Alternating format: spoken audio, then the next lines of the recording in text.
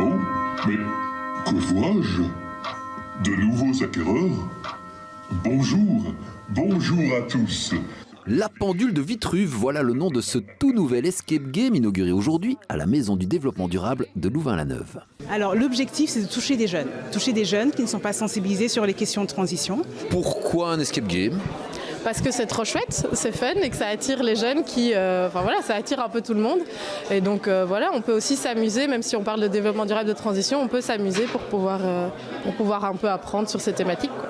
L'idée, ça va aussi du coup, via ce jeu, de découvrir les différentes initiatives de transition qu'il y a sur Louvain ? Absolument, il y a une partie qui se passe ici à la MDD, donc on trouve que c'est un lieu quand même central de transition, on est dans le développement durable, mais il y a également toute une partie des personnes qui jouent, qui vont aller à l'extérieur, à la découverte des initiatives qui existent de transition ici à Louvain-la-Neuve, et il y en a. Je trouve que c'est une super chouette opportunité parce que justement ça prône des questions hyper importantes à propos de la transition, etc. et des choses auxquelles parfois les étudiants ne s'intéressent pas forcément.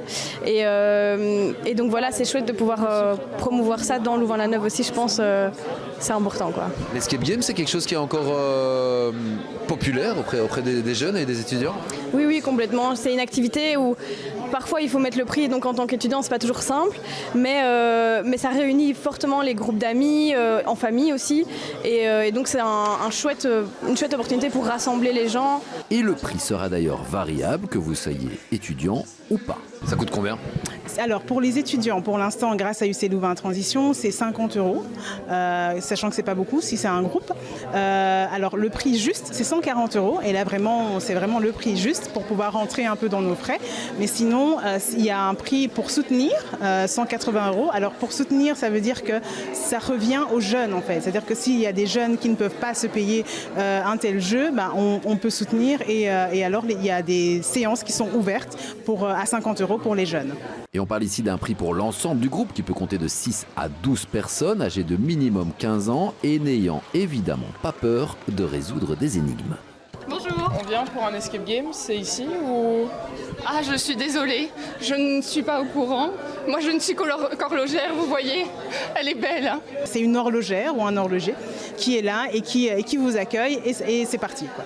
Ici, c'est un escape game où donc le but c'est de remonter une horloge. Donc il y a une horloge qui est cassée, et donc le but c'est d'aider l'horloger à remettre en marche son horloge. Et pour ce faire, vous allez devoir répondre à plein de petites énigmes, plein de codes.